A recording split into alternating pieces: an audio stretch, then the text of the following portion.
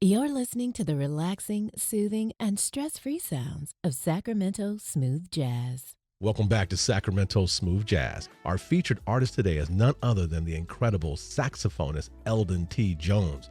He's been captivating audiences with his genuine jazz style, a journey that began right there in Portland, Oregon. Eldon's love for music bloomed early, influenced by the saxophone melodies of his uncles and his mother singing. Eldon's playing draws inspiration from the legends like Grover Washington Jr., Wilton Felder, and Kirk Whalen, to name a few. He co-founded In Touch back in '95, gracing stages alongside icons like Tower of Power and Earth, Wind, and Fire. Eldon's music has touched hearts worldwide with hits like Love Will Find a Way, reaching #1 on the UK Soul Chart. He's received a Lifetime Achievement Award from the World Arts Foundation, and his chart toppers like T's Jam and Captured by Love showcase his unique fusion of funk and soul.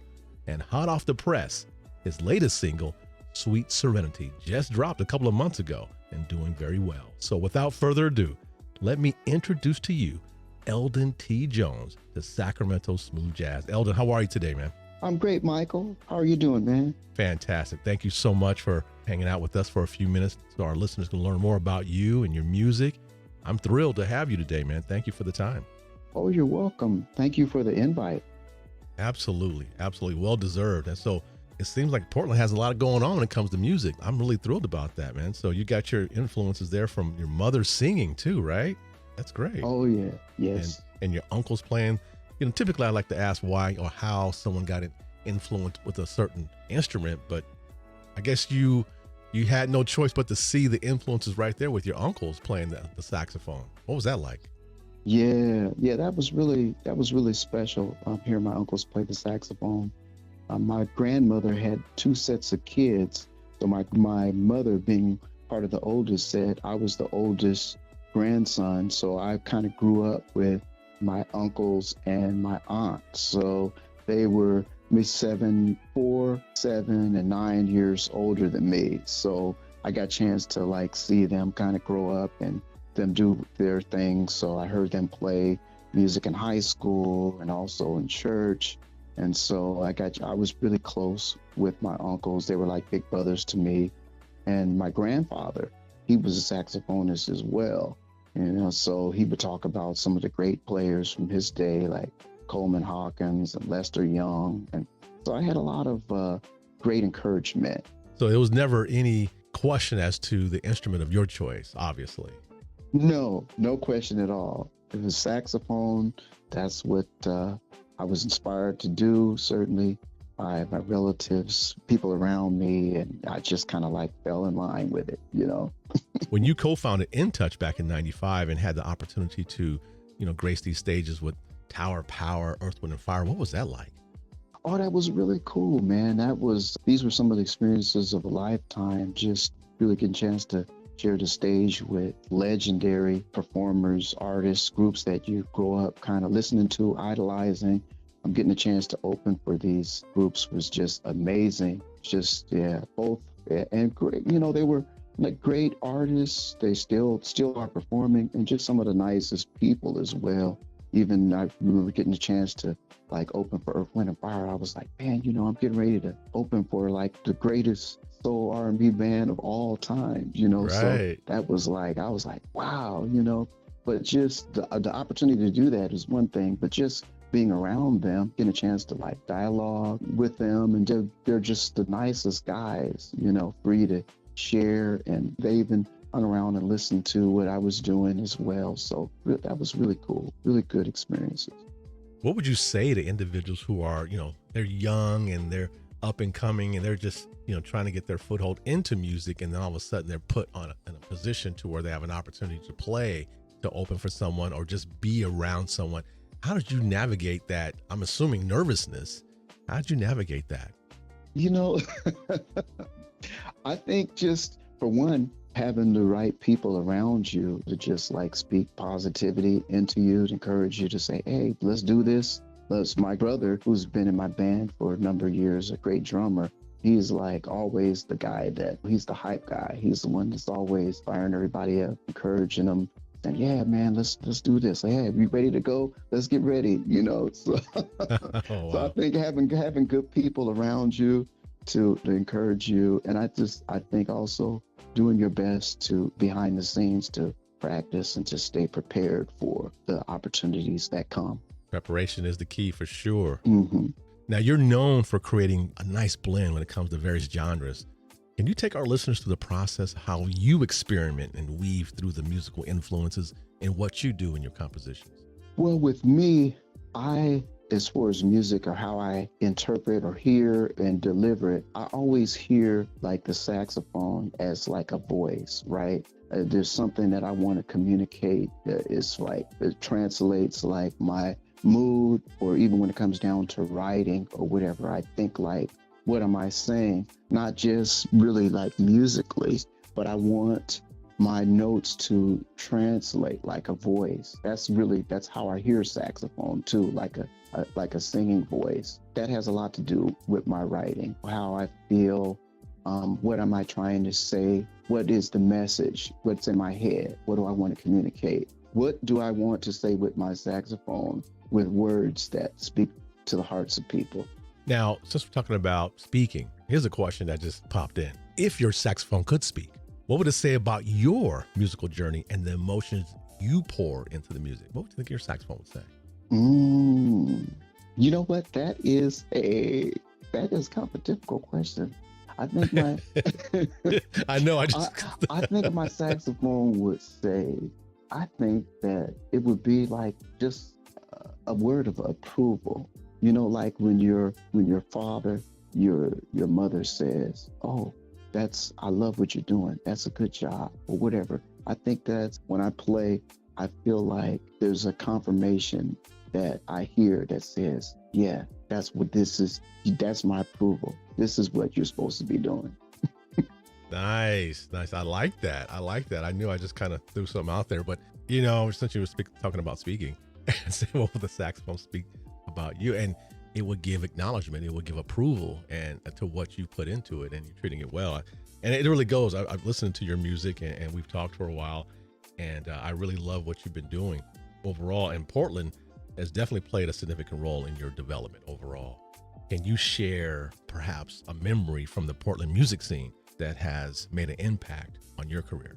Yeah, I would say there's one thing that comes to mind. I remember I was playing somewhere by the Rose Quarter here in Portland. That's by the Motor Center is in that area. The court area is called like the Rose Quarter.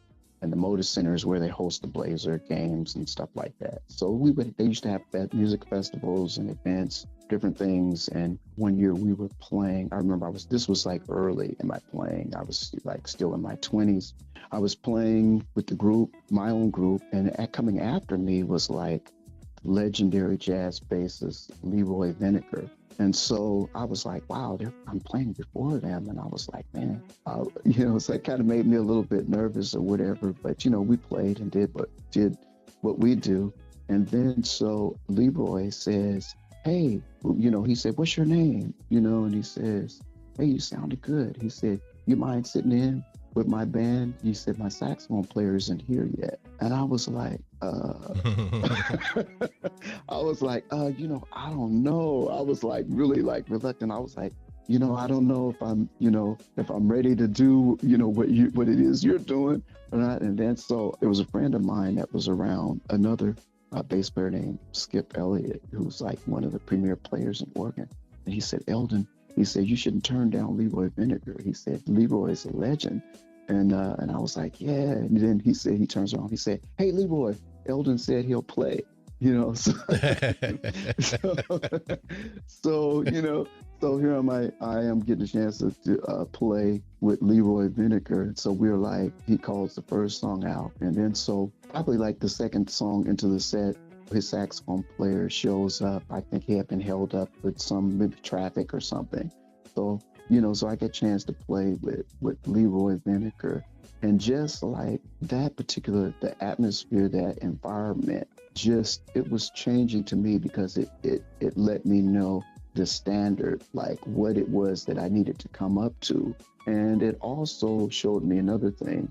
If someone hears you play and then they invite you to to join them, that they see something in you, that they see some potential or something in you that they like, that they feel like is worthy to have attention, worthy to be developed. And they see that the sky could be the limit. And so that's how it is with me, with other young musicians that are coming up around me. That's how I've looked at music over the years, is just being a mentor, providing like a platform for musicians to be around me and to develop. That is a learning lesson all by itself. Given the opportunity, you need to be prepared for that. That's right. Because you just never know what that can lead to, especially when people invite you to play with them. They see something in you that you can contribute. And I believe that's something that people need to take hold of, no matter what industry they're in. But with respect to what you were doing, I'm glad that he said, yeah, Eldon's going to play. He's going to play. And it goes back to what you said earlier about having the right people around you. Yep, that's right. So now, speaking of the right people, you pride yourself on doing a lot of things for charity. In the realm of charity concerts, what caused you to start doing that? Was there a particular cause or an organization that had a special or has a special place in your heart, and you say, hey, I want to start doing some charity concerts to benefit this or that? Talk to us about that. Well, I think what I always look for is an opportunity to somehow to give back or to support worthy causes, because I'm someone that loves people. I love all kinds of people. And so I'm sensitive to issues that we all as a community or as a world that we face, challenges and different things. Like there's things that touch me because I have people around me, like my brother he's an outstanding drummer, but he's dealt with having MS for the last 20 years. There's people around me that, that have causes or things that affect them that you can me to contribute. So that has a lot to do with why I do these things. You being very compassionate has led you down that direction, of course, based on some of the things that you've experienced within your own family, to just say, let me have some compassion. And not even saying that, but just sometimes what's in us, we just act. We don't That's right. just say, hey, I need to have compassion. We just act because it's already in us. And it's definitely in you overall. So that's great, man. So, you're showing us here that, man, you're not just a man who's talented on the sax, but you're a man of compassion. I love to hear stuff like that. I love to see things like that. Yes, thank you. Yeah. Now, I already had a random question, and I have another one. I'm just thinking here. When it comes to collaboration, if you can collaborate with any artist, living or deceased, who would it be? And what do you think you guys are going to do together?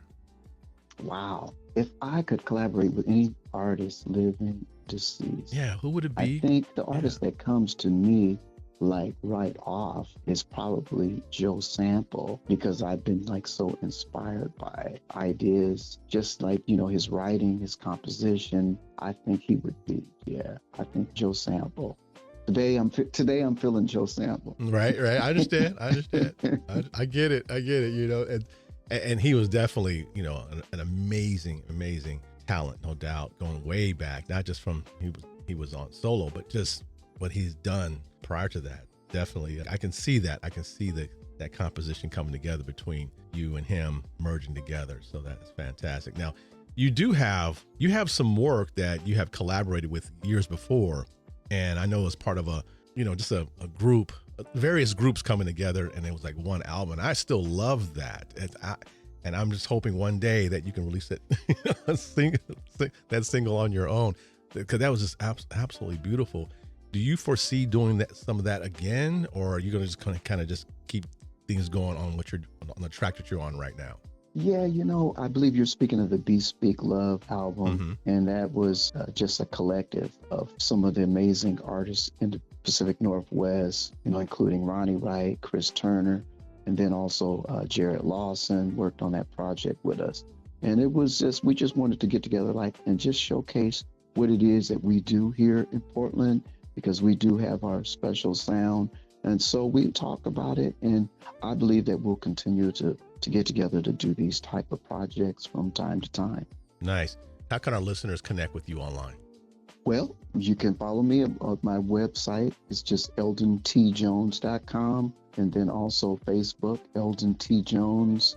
On Instagram, I'm Eldon T Jones Sax, and also my YouTube channel is up. You know, I'm always posting some interesting, creative things, some content on there. So, yep, they can follow me. I'm always announcing shows, things that I got coming up, and always happy to share. Now let's do this. You have your latest track, Sweet Serenity, which is just fabulous. Let's do this. I want to have you introduce that song to our listener as we go, but I want you to give us some background on that. How did that come about? Who did you collaborate with on that? How did that formulate? Let's have a little history on that as we end this.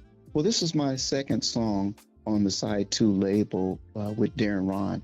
Yeah, well, let's write something that's smooth and catchy, but we really want the hook of the song to be something that they can't forget. It's something that just is like pretty smooth melody. And so it was a co-write between Darren Ron and I, and we invited some really great musicians. Joe Del Rosario from the Bay Area is playing guitar, and then Mel Brown, dynamic bass player from Denver, is on it. And Darren produced it and is playing keys and did the programming for this song. And it's entitled Sweet Serenity.